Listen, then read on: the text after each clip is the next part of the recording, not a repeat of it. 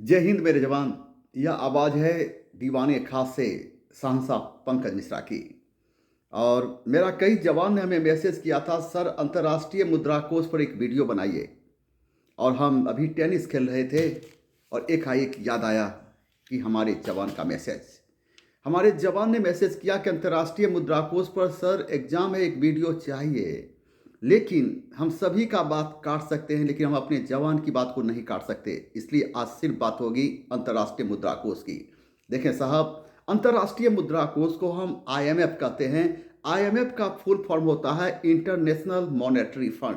इस प्रकार जुलाई 1944 ईस्वी में अमेरिका की धरती पर जो सम्मेलन हुई थी, इसे हम ब्रेटन वुड्स सम्मेलन के नाम जानते हैं। ब्रेटन वुड्स सम्मेलन के तहत विश्व बैंक एवं अंतर्राष्ट्रीय मुद्रा कोष दोनों की स्थापना का निर्णय लिया गया। इस प्रकार विश्व बैंक एवं अंतर्राष्ट्रीय मुद्रा कोष दोनों की स्थापना साथ साथ हुई थी।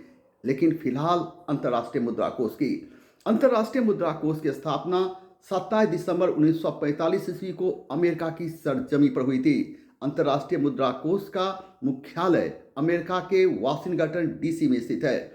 अंतर्राष्ट्रीय मुद्रा कोष में कुल सदस्य देशों की संख्या 190 है। तो अंतर्राष्ट्रीय मुद्रा कोष के सबसे नवीनतम सदस्य देश के रूप में शामिल किया जा सकता है अंडोरा को। अंतर्राष्ट्रीय मुद्रा कोष का पहले प्रबंध निदेशक कैमिन गॉड थे, जो कि बेल्जियम के रहने वाले थे। तो वर्तमान समय में अंतर्राष्ट्रीय मुद्रा कोष के प्रबंध निदेशक क्रिस्टीना जॉर्जिया हैं और ये बुल्गारिया के बहुत बड़ा अर्थशास्त्री हैं। अंतर्राष्ट्रीय मुद्रा कोष के कार्य को संचालित करने के लिए एक बोर्ड ऑफ गवर्नर होता है। इस बोर्ड ऑफ गवर्नर में प्रत्येक सदस्य देश के एक गवर्नर एवं वैकल्पिक गवर्नर शामिल होते हैं। गवर्नर के नहीं रहने पर वैकल्पिक गवर्नर अपना मतदान करता है और ये मतदान प्राप्त कोटे के आधार पर किया जाता है। कोटे के आधार की जब हम बात करते हैं तो कोटे के आधार पर अंतर्राष्ट्रीय मुद्रा कोष में पहला स्थान अमेरिका का है, दूसरा स्थान जापान का है, तो भारत का स्थान 8वां है। अंतर्राष्ट्रीय मुद्रा कोष में भारत का कोटा 2.44% है, जो बढ़कर वर्तमान समय में 2.75% हो गया है। अंतर्राष्ट्रीय मुद्रा कोष के जो सदस्य देश हैं वह अपने कोटे की 25% राशि का भुगतान डॉलर के रूप में करते हैं, तो शेष राशि का भुगतान वह अपने देश की करेंसी में कर सकते हैं। अंतर्राष्ट्रीय मुद्रा कोष की स्थापना का मुख्य उद्देश्य अंतर्राष्ट्रीय स्तर पर मौद्रिक सहयोग को बढ़ावा देना, साथ ही अंतर्राष्ट्रीय व्यापारिक संतुलन को बनाए रखना होता है।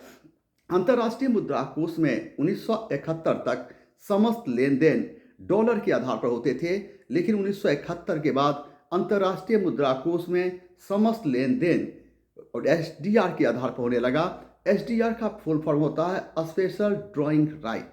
SDR अंतर्राष्ट्रीय बाजार में स्वर्ण की भूमिका निभाता है, इसलिए इसे कागजी स्वर्ण मुद्रा के नाम जानते हैं। अंतर्राष्ट्रीय मुद्रा कोष की साल में एक बार बैठक होती है, सितंबर या अक्टूबर में। कोई देश अगर अंतर्राष्ट्रीय मुद्रा कोष की सदस्यता ग्रहण करता है तो उसे अपने आप विश्व बैंक की सदस्यता मिल जाती है।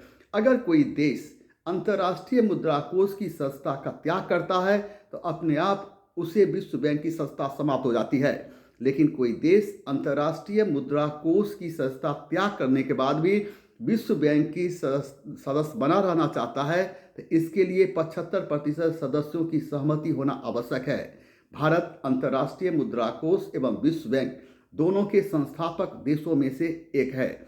लेकिन अंतर्राष्ट्रीय मुद्रा कोष और विश्व बैंक दोनों में क्या कोऑर्डिनेशन है, दोनों में किस तरह का रिश्ता है, हम कल एक वीडियो बनाएंगे जब विश्व बैंक पर, तो वह पूरी तरह से क्लियर होगा। लेकिन आज हम बातचीत को देते हैं विराम, फिर कल वीडियो का इंतजार करें। सहनसा कहता है आपको जय हिंद।